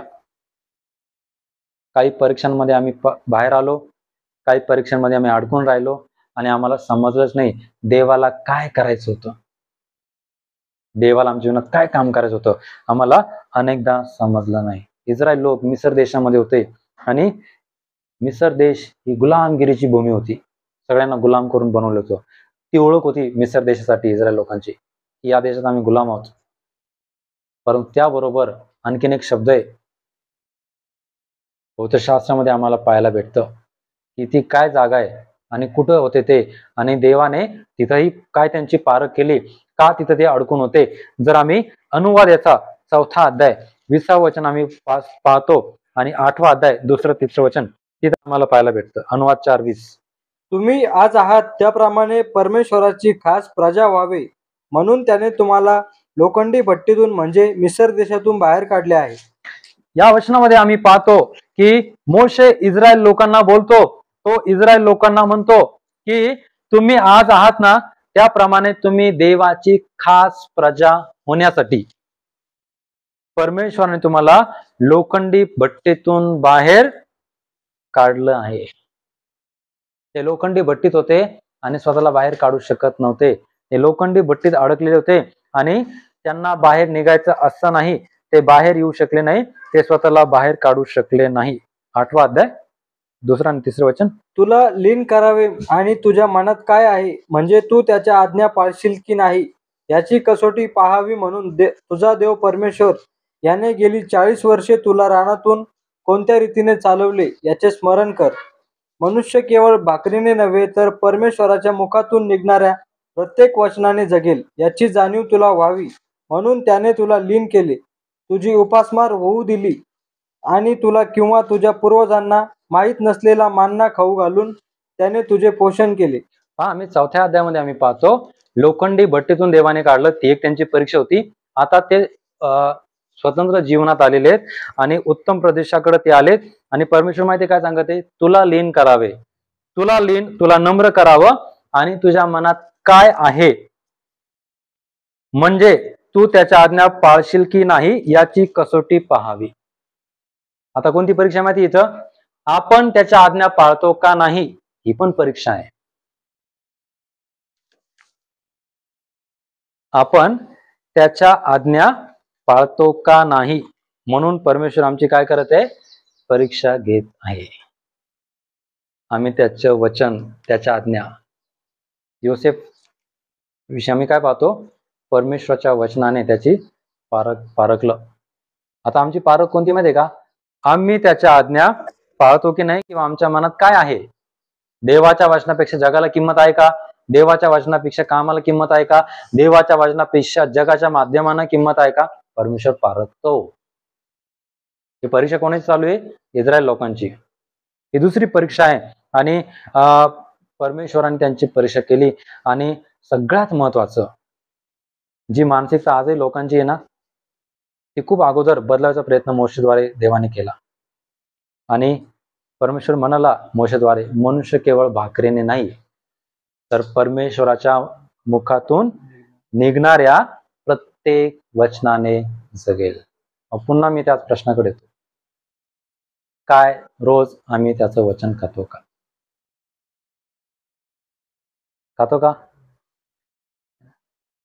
जर का तुम्ही असे बसले मी तुमच्याकडून सोनं हिसकावून घेणार आहे ना. मोशे बोलला भाकरीने आम्ही वचनाने जगू शकतो, पण हे जर आमची इच्छा नाही, मग दुसरं वचन, तुझ्या मनात काय आहे, परमेश्वर पारख करत आहे. त्याला हिशोब द्यायचा आहे आम्हाला. कोणाला हिशोब द्यायचा आहे? स्वतःला सांगा, न्यायाच्या दिवशी मला हिशोब देणे. मला जगाची माध्यमं वाचता येतात, पेपर वाचता येतो, सगळं वाचता येतं, वचन तर वाचता येत नाही, वचन वाचण्यासाठी वेळ नाहीये. न्यायाच्या दिवशीच मला हिशोब देणे हे वचन सांगत आहे. परमेश्वर म्हणतो तुझ्या मनात काय आहे, म्हणजे तू त्याच्या आज्ञा पाळतो की नाही याची कसोटी पाहावी. हे पारखण्यासाठी देव आमची परीक्षा करतो आणि आमच्या परमेश्वराच्या मुखातून निघणाऱ्या वचनाने आम्ही जगावं त्याला वाटतं. फक्त ते तोंडपाठ नाही पाहिजे किंवा ते लक्षात नाही पाहिजे. प्रियजनो, या वचनावर आम्ही चाललेलो पाहिजे. आमच्या जगण्याचा आधार, आमच्या विश्वासाचा आधार त्याचं वचन असलं पाहिजे. आणखीन एका गोष्टीमध्ये देवाने इस्रायल लोकांची पारख केली आणि खूप क्षुल्लक पारख होती, ती खूप छोटी होती. कधी कधी इथं पण आपण यशस्वी होत नाही किंवा आपण नापास होतो. खूप छोटी पारख होती. ते भांडले, रडले, आरडाओरडा केला, आम्हाला खायला भाकर नाही, मटण नाही, काय नाही. मग मोशे त्यांना म्हणाला परमेश्वराच्या आज्ञेप्रमाणे की परमेश्वर तुम्हाला मानना देत आहे. त्यांना मानना मिळाला. आता या मानण्यामधून पण त्यांची पारख, त्यांची कसोटी करण्यात आली. अनुवाद 13वा अध्याय, पहिले 3 वचन. तुमच्यामध्ये एखादा संदेष्टा अथवा स्वप्न पाहणारा प्रकट झाला व त्याने तुम्हाला काही चिन्ह अथवा चमत्कार दाखवला आणि त्या चिन्हाचा किंवा त्या चमत्काराचा तुम्हाला प्रत्यय आला आणि तुम्हाला अपरिचित अशा अन्य देवांना अनुसरून त्यांची सेवा करण्याचे त्याने तुम्हाला सुचवले, तरी त्या संदेष्टाचे किंवा त्या स्वप्न पाहणाऱ्याचे तुम्ही ऐकू नका.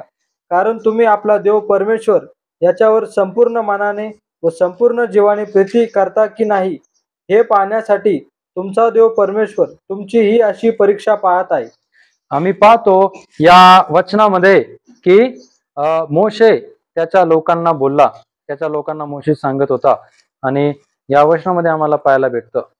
आता ही जी एक पारख आहे, ही आम्हाला काय सांगत आहे माहिती आहे की आम्ही, तिसरं वचन आम्ही जेव्हा पाहतो, ही पारख कोणती माहिती आहे, संपूर्ण मनाने, संपूर्ण जीवाने परमेश्वरावर प्रीती कराय. पण आज एक खूप मोठं पीक आलेलं आहे.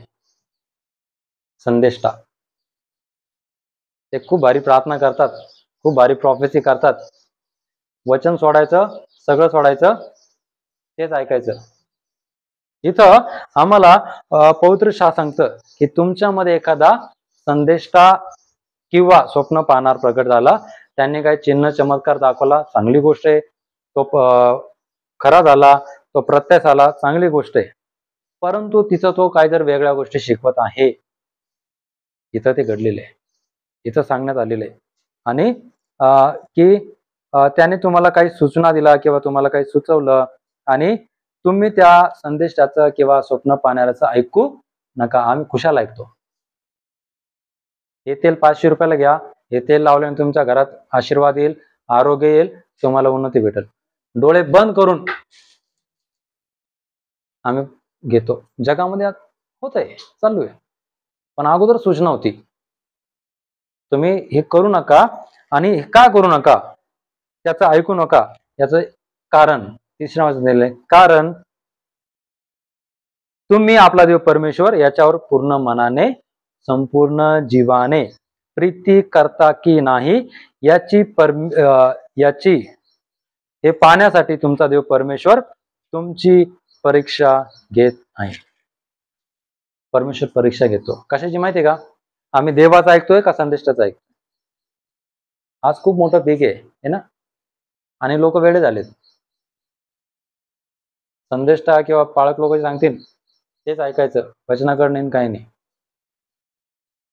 आज संदेशाला देव बनवलेले आहे, परंतु परमेश्वर माहिती काय बघत आहे?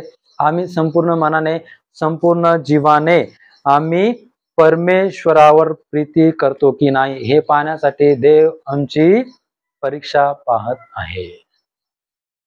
वाईट नाहीये संदेशांचं ऐकणं, पण 100% संदेशांचं ऐकणं हे मात्र वाईट आहे, चुकीचं आहे. आम्ही वचन का नाही वाचावं?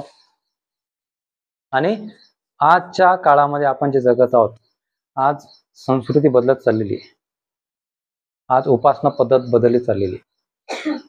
लोक टीव्हीवर बसून प्रार्थना ऐकत आहेत.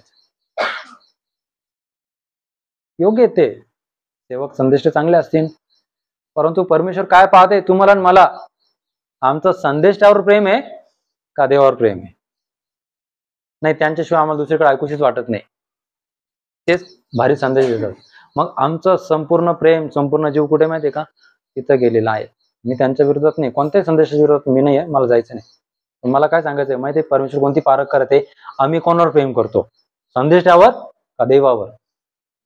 आणि आजचा काळ भटकलेला काळ दिसतोय. आणि मी म्हटलं ना की परमेश्वराने इस्रायल लोकांची खाण्याविषयी परीक्षा केली.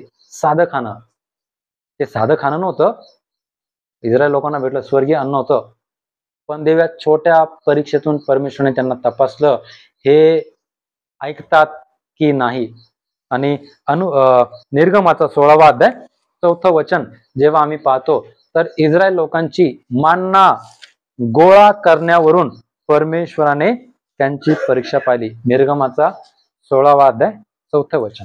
तेव्हा परमेश्वराने मोशेला म्हटले, पहा, मी आकाशातून तुमच्यासाठी अन्नवृष्टी करेन आणि लोकांनी बाहेर जाऊन एकेका दिवसाला पुरेल इतके जमा करावे. यावरून ते माझ्या नियमाप्रमाणे चालतात किंवा नाही याविषयी मी त्यांची परीक्षा पाहिन. परमेश्वर तिथं म्हणाला की एक एक दिवसाला अन्न त्यांना पुरतं की नाही किंवा ते गोळा करतात की नाही याची मी परीक्षा पाहिन. आणि देवाला धन्यवाद असो की आपल्याकडे मुबलक आहे, पण माहितीये परमेश्वर पारख करतो आम्ही काय करतोय. आपल्या कमाई देवाने आम्हाला उत्तम दिलेले आहे ना, परमेश्वर पारखतो आम्ही काय करतोय. त्यांना सांगितलं होतं एका दिवसाला लागेल तेवढंच घ्या. अनेकांनी जास्त घेतलं, देवाला ते कुठेतरी ठीक नाही वाटलं. ते देव त्यांना सांगते मी तुम्हाला रोज देईल, रोज देईल. लोकांनी अतिरिक्तपणा केला आणि नाही ऐकलं. देव पारख करतो. आणि देवाची इच्छा होती की त्यांना आज्ञा दिली होती, परमेश्वर त्यांची परीक्षा घेत होता की त्यांनी रोजचं गोळा करावं, नाही ऐकलं. परमेश्वर आमच्या शत्रूंना आमच्यावर पाठवून परमेश्वर आमची परीक्षा घेतो. असं कसं काय बरं? आम्ही प्रार्थनेचे लोकांना आमच्यावर शत्रू पाठवून देव परीक्षा घेतो. सगळ्या माणसाची देवाने परीक्षा घेतली ना. पण येशू ख्रिस्ताची आणि इयोबाची कोणी परीक्षा घेतली? ते दोघच आहेत. त्यांची परीक्षा सैतानाने घेतली, बाकीची परमेश्वराने घेतली. म्हणजे परमेश्वर पण परीक्षा घेतो. ह्या सगळ्या माध्यमातून आम्ही जे वचनात आहोत, परमेश्वरच परीक्षा घेते. तुमची माझी पण परीक्षा परमेश्वर घेईल. आमच्या वागणुकीपासून आमच्या खाण्यापिण्यापर्यंत आमच्या बोलण्याची पण परीक्षा. पोरं बोलला, चुकीचं बोलला, मेला. म्हणजे आमच्या सगळ्या गोष्टीची परीक्षा आहे. बरं प्रियजनो, या सगळ्या व्यवहारामध्ये आम्ही यथायोग्य देवासमोर असलो पाहिजे. इयोब आणि येशू ख्रिस्त सैतानाने घेतली परीक्षा. सैताने जर आमची घेतली, सगळंच गेलं. मग देव गेला ना, आम्ही गेलो, सगळंच गेलो. छोटीशी परिस्थितीच वाढदेव आमची परीक्षा येतो, आम्ही घाबरून जातो, गोंधळून जातो. पण बघा, शास्त्रीच्या पुस्तकामध्ये परमेश्वर जेव्हा शत्रू पाठवतो, परमेश्वर का शत्रू पाठवतो, का वैरी आमच्या जीवनात आणतो माहिती? परमेश्वर कधी कधी आम्हाला समजत नाही. आमच्या मागं भांडणं असतात, वैरी आमच्या मागं का असतात, आम्हाला समजून घेणे शास्त्रेचा 2 अध्याय 20 ते 23 वचनामध्ये आम्हाला पाहायला भेटतं. कारण तेव्हा इस्रायलावर परमेश्वराचा कोप भडकून तो म्हणाला, मी या राष्ट्राच्या पूर्वजांशी केलेला करार याने मोडला आहे आणि माझी वाणी ऐकली नाही. म्हणून यहोशवाच्या मृत्यूसमयी उरलेल्या राष्ट्रांपैकी कोणालाही मी देखील येथून पुढे त्यांच्या समोरून घालवून देणार नाही. पण त्यांच्या करवी मी इस्रायलाची परीक्षा करीन आणि त्यांचे पूर्वज माझ्या मार्गाने चालत होते त्याप्रमाणेच ते चालतात की नाही हे पाहीन. म्हणून परमेश्वराने त्या राष्ट्रांना घालवून देण्याची घाई केली नाही, त्यांना राहू दिले आणि त्यांना यहोशवाच्या हाती दिले नाही. इथं आम्ही पाहतो की इस्रायल लोकांनी करार मोडला आणि देवाची वाणी ऐकली नाही. आज जर आम्ही त्याची वाणी ऐकत नाही, त्याच्या वचनाचा करार आम्ही मोडतो, तर प्रियजनो, आम्हाला पाहायला भेटतं की शत्रू आमच्यावर येतात आणि परमेश्वर काय पारख करतो माहितीये का? परमेश्वर म्हणतो की मी त्यांची परीक्षा करल की त्यांचं पूर्वज माझ्या मार्गाने चालत होतं त्याप्रमाणे ते चालतात की नाही, चालतात की नाही. परमेश्वर म्हणतो मी काय करल ते पाहिल. आणि शत्रू का आमच्या जीवनात येतात, आमच्याकडे वैरी का असतात, परमेश्वर हे पाहतो. आमचं लक्ष काय त्याच्या करारावर, त्याच्या वचनावर, त्याच्या मार्गावर आहे का नाही हे पाहण्यासाठी परमेश्वर करत आहे. आम्ही त्याच्या मार्गाने चालावं, परंतु आपल्याकडं आपले स्वतःचे ठरवलेले मार्ग आहेत. त्या मार्गावरच आम्हाला चालायला आवडतं. देवाने एक ठरवलेला मार्ग आहे, त्या मार्गाने आम्ही जावं. देवाला आमच्याविषयी वाटतं. आणि परमेश्वराने त्याच्या इस्रायल विरुद्ध त्याच्या शत्रूंना संधी दिली होती यासाठी की त्याचे लोक त्याचा शोध, त्याचा दावा करतात की नाही, यासाठी देवाने परीक्षा केली. आम्ही पण परीक्षेचा सामना करतोय, केलेला असल आणि करावाही लागल. पण या सगळ्या माध्यमांमधून माहितीये का, आमच्याकडे आत्मिक मन आणि कान पाहिजे. या परिस्थितीतून मी चाललोय, देव काहीतरी करू इच्छितोय, देवाला काहीतरी करायचंय. आणि येशू ख्रिस्ताची जेव्हा परीक्षा झाली, येशू ख्रिस्त परीक्षेतून 40 दिवस 40 रात्र परीक्षेचा सामना केला येशू ख्रिस्ताने. सैतानाने उंच डोंगरावर नेलं, सगळं दाखवलंय, सगळं मी तुला देतो. परीक्षा आज कधी आमच्या जीवनामध्ये असं असेल, खूप सारं नफा, काम, लाभ, पैशांचा लाभ है ना, आम्हाला दिसत असेल. पण एक आम्ही लक्षात ठेवूया, या सगळ्यामध्ये परमेश्वराचा आवाज आम्ही ऐकणं गरजेचं आहे. तो जर ऐकता नाही आला, काय उपयोग? म्हणून वचन सांगतं, मनुष्याने सगळं जग मिळवलं पण आपला जीव गमावला, काय लाभ? नुसतं जर आम्ही पैशाचा आवाज ऐकला, पैसा पैसा आहे ना, आम्हाला कोणत्याच उपयोगाचा तो राहणार नाही आणि आपल्याला कोणताच लाभ होणार नाही. शेवटच्या 2 वचनाकडे आम्ही जात आहोत आजच्या.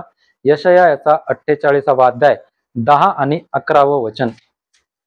यशाया 48 अध्याय 10 आणि 11वं वचन. मी तुला गाळलेले आहे, पण रुपयाप्रमाणे नव्हे. मी तुला दुःख रूपी भट्टीत तुला कसोटीस लाविले आहे. माझ्या केवळ माझ्याच पितृत्व हे मी करीतो. माझ्या नामाची अप्रतिष्ठा का व्हावी? माझे गौरव मी इतरांस देत नाही. परमेश्वर म्हणतो, मी तुला गाळले आहे, पण रुपयाप्रमाणे नाही, मी तुला दुःख रूपी भट्टीत टाकले. कोणती भट्टी आता ही परीक्षा कोणती ही दुःखाची भट्टी आहे. आम्ही गेलेलो असल काही दिवसांमध्ये, काही महिन्या अगोदर, वर्षा अगोदर, काही दिवसां अगोदर दुःख रूपी भट्टीतून आम्ही गेलो. पण माहितीये परमेश्वर स्पष्ट म्हणतो, मी तुला रुपयासारखं गाळलं नाही. सोनं चांदी यांना खूप जाळावं लागतं, खूप गाळावं लागतं म्हणजे खूप आग द्यावं लागते, तेव्हा कुठं ते शुद्ध होतं. परमेश्वर म्हणतो मी तसं नाही केलं, मी तशा रीतीने तुला गाळलं नाही, तसं तुला कसोटीस नाही केलं, पण मी तुला कसोटीस लावलेले. मी तुझी परीक्षा केली. का केली? परमेश्वर म्हणतो फक्त माझ्यासाठी. तुमची माझी परीक्षा का होती माहितीये का? जगाला दिसण्यासाठी आणि देवाला दिसण्यासाठी आम्ही त्याचे आहोत. योबाची परीक्षा का झाली माहितीये का? सैतानाला दाखवण्यासाठी योब माझा आहे. सैतानाला देवाला दाखवून द्यायचं होतं की योब फक्त माझा आहे. आणि तुमची माझी परीक्षा काय आहे? या वचनामध्ये ख्रिस्ती लोकांची परीक्षा काय आहे की केवळ माझ्याच प्रित्यर्थ मी हे करतो असं परमेश्वर म्हणतो. परमेश्वर आमची परीक्षा घेतो, पारख घेतो, कसोटी करतो. आणि सगळ्यात महत्वाचं कारण परमेश्वर म्हणतो माझ्या नावाची अप्रतिष्ठा का व्हावी. आमच्या परीक्षांमधून, आमच्या कसोटीमधून बहुतेकदा देवाच्या नावाची अप्रतिष्ठा, अपमान झालेला आहे. खाली पडलं देवाचं नाव आणि आम्ही धूळच मिळवलं. पण माहितीये परमेश्वर काय सांगतो की माझा गौरव मी तर आज देत नाही. प्रियजनो, या परीक्षांमधून आम्हाला देवाचं गौरव, देवाचा सन्मान देवाला देता आला पाहिजे. देव परीक्षांमधून आम्हाला जाऊ देतो. म्हणून स्तोत्र 23:8 सांगतं, 23 मध्ये म्हटलेले, मृत्यूच्या याच्या दरीतून मी जात असलो तरी मी कसल्या अरिष्टाला भिणार नाही, कारण तू माझ्या बरोबर आहे. ही जाणीव, अनुभव, ही खात्री जर आम्हाला आहे, मग किती परीक्षा होत आम्हाला भीती नाही वाटणार. आम्हाला खात्री आहे की तो आमच्या सोबत आहे, तो आम्हाला चालवत आहे आणि त्या परिस्थितीमधून तो काय करेल, परीक्षांमधून आम्हाला पुढे घेऊन जाईल. पण जेव्हा आम्ही स्वतःला एकटा, अशक्त, दुबळे समजतो ना, मग सगळ्यांना दोष देणं होतं. पहिले देवाला, मग देवाच्या लोकांना, नातेवाईकांना. आम्ही एकच समजत असतो, मी एकटा आहे, मी एकटी आहे, देव नाही माझ्यासोबत. आणि या परीक्षेतून दावीद राजाने स्वतःला सांगितलं की माझा पिता, माझा बाप माझ्या सोबत आहे. आणि जर परमेश्वर काय म्हणतो, मी तुला कसोटीस लावलं. हे काय आहे माहिती आहे? क्लेश, संकट, आजार, दुष्काळ, आर्थिक कोंडमारा, या कसोटीतून परमेश्वर तुम्हाला मला जाऊ देतो. बऱ्याच जणांनी आवडत नाही. का आमच्यावर आर्थिक समस्या यावी? देवाला दिसत नाही का? देवाला कळत नाही का? दावीद राजा होण्या अगोदर देवाने त्याला भिकार अवस्थेत जाऊ दिलं. माहितीये, जंगलात, रानात राहावं लागलं. नीट खायला नव्हतं, नीट अंगावर कपडे नव्हते. देवाने पारखलं. योसेफाचं पण असंच आहे, दानिलाचं पण असंच आहे. देव पारखतो आम्हाला. ही पद्धत आहे त्याची, हे तत्व आहे. आणि देव आपलं तत्व बदलत नाही. आम्ही मात्र बदलून टाकतो. आम्हाला नाही लागत. असं परीक्षा आहे ना, देव नको, प्रार्थना नको, काय नको, काय प्रार्थना करायची? देव त्याचं तत्व नाही बदलू शकत. देवाने जर आम्हाला ठरवलेलं आहे, आम्हाला पुढे घेऊन जायचंय, परंतु त्या पुढे घेऊन जाण्यामध्ये आमच्यासाठी आहे परीक्षा. येशू ख्रिस्ताकडे एक महान सेवा येण्या अगोदर परीक्षा होती आणि या परीक्षेतून त्याला पुढे जावं लागलं. प्रगटीकरण लिहिणारा योहान संकटामध्ये, दुःखामध्ये, काळ्या पानाची शिक्षा भोगते पात्मा नावाच्या बेटावर, पण प्रगटीकरण भेटतं त्याला तिथं. कारण त्या परीक्षेमध्ये त्याचं मन, त्याचं हृदय देवाशी जोडलेलं आहे. मग जेव्हा आम्ही वेगवेगळ्या परीक्षांचा सामना करतो, देव आमच्यापासून दूर नसतो. शेवटचं वचन आम्ही वाचतो आजचं, पेत्राचं पहिले पत्र, 1 अध्याय 6 आणि 7 वचन.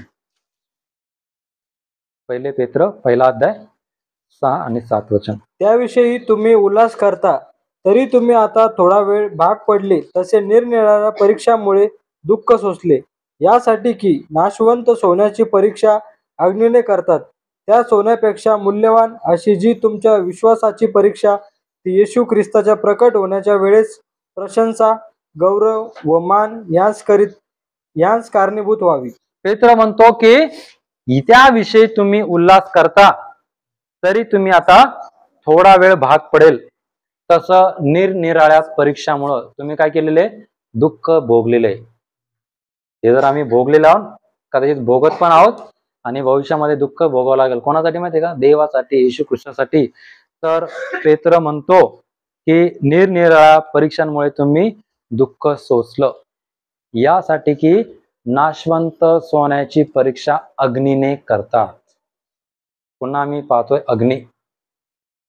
तसं तो म्हणतो की त्या सोन्यापेक्षा मूल्यवान असं तुमचं विश्वासाच्या परीक्षेत उतरणं, ही एक परीक्षा आम्हाला, विश्वासाची परीक्षा आम्हाला पाहायला भेटते. कुठं धार्मिकतेची परीक्षा आहे, कुठं नम्रतेची आहे, कुठं आज्ञापालनाची परीक्षा आहे, कुठं चरित्राची परीक्षा आहे, वेगवेगळी परीक्षा आहे.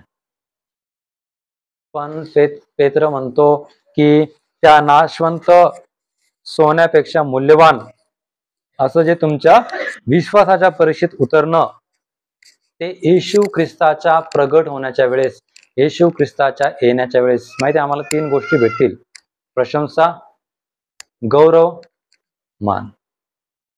जर या परीक्षांमध्ये आम्ही उतरतो, आम्ही पुढे जातो, आम्ही सिद्ध होतो, तर आपल्यासाठी देवाची प्रशंसा आहे. प्रभूशी म्हणून शब्बास भल्या आणि विश्वासू दासा, तो विश्वासू राहिलास.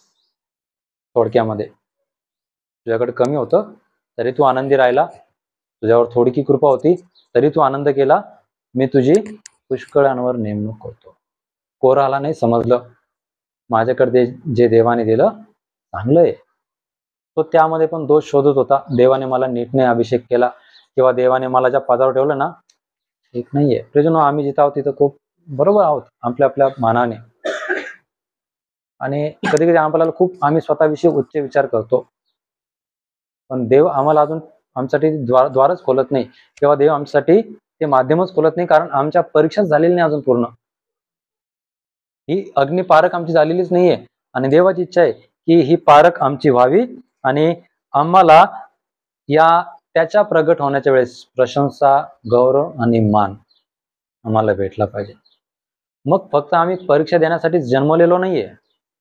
पेत्र आम्हाला सांगत आहे की जेव्हा येशू ख्रिस्त प्रगट होईल ना, तो येईल ना, तेव्हा आम्हाला प्रशंसा होईल, आमचा गौरव होईल, आमचा सन्मान होईल. आणि जर आम्हाला वाटतं की आम्हाला प्रशंसा आमची केली जावी, आपला गौरव हवा, आपला सन्मान हवा, तर अग्नी भस्म करणार त्याच्या उपस्थित दर्शक आहे, त्याचं वचन आहे अग्नी. आणि अग्नी परिस्थिती, संकट आणि परीक्षा आम्हाला दाखवतात. ह्या 3 माध्यमातून आम्ही जात असताना एक आम्ही लक्षात ठेवूया, स्वतःला त्याच्या हातात आम्ही देऊया, कारण तो तुमचा आणि माझा सोनार आहे. तो तुम्हाला मला नष्ट नाही करणार, एक लक्षात ठेवा. तो तुम्हाला मला इतकं शुद्ध करल. आता त्या शुद्धतेच्या प्रक्रियेत आम्ही आहोत, थोडाच समय आहे की ती शुद्धतेची प्रक्रिया बाकी आहे, आणि आम्ही जेव्हा घडलो प्रियजनो, उत्तम कामासाठी, उत्तम गोष्टींसाठी त्याचं पात्र म्हणून घडले जाऊ. स्वतःला जर आम्ही बाहेर काढू, त्याच्या प्रक्रियेमधून बाहेर नेऊ ना, प्रियजनो, पुन्हा त्याच प्रक्रियेत आम्हाला जावं लागल, शुद्धतेच्या त्या जाळण्याच्या अग्नीच्या प्रक्रियेमधून. आणि तो आमचे पाप, आपली दुष्टता, आपली वासना, आपले आकर्षण, आपला दुष्ट स्वभाव, दैहिक स्वभाव त्याच्या पवित्र उपस्थितीमध्ये, समक्षतेमध्ये तो नष्ट करतो. ती त्याची समक्षता आहे, आणि आम्ही त्याच्या समक्षतेपासून पळू नये. दावीद राजा म्हणतो, परमेश्वर तुझ्या समक्षतेपासून मी कुठं पळू, सगळीकडे तो आहे. आणि तुम्हाला मी उत्तेजित करू इच्छिते की त्याचा ऐका, त्याच्या इच्छेप्रमाणे चाला. का? कारण त्याची उपस्थिती, त्याची स्वर्गीय आग आम्हाला चालवते.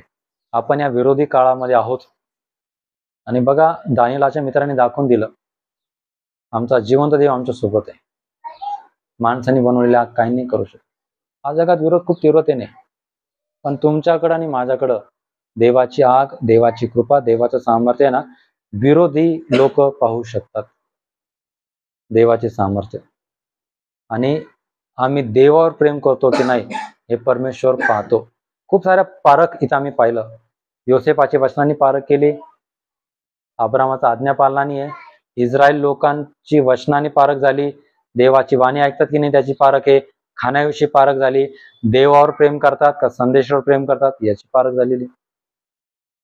पुन्हा लोक भटकलेत, मग ते त्याच्या मार्गाने चालतात की नाही ही पारख परमेश्वराने केली. ह्या सगळ्या पारख मधून परमेश्वर आम्हाला घेऊन जात आहे. आम्ही त्याचं ऐकलं पाहिजे, कारण आम्ही त्याच्या हातात आहोत. आणि त्याच्या म्हणण्याप्रमाणे आम्ही स्वतःला काय करूया, घडवू देऊया.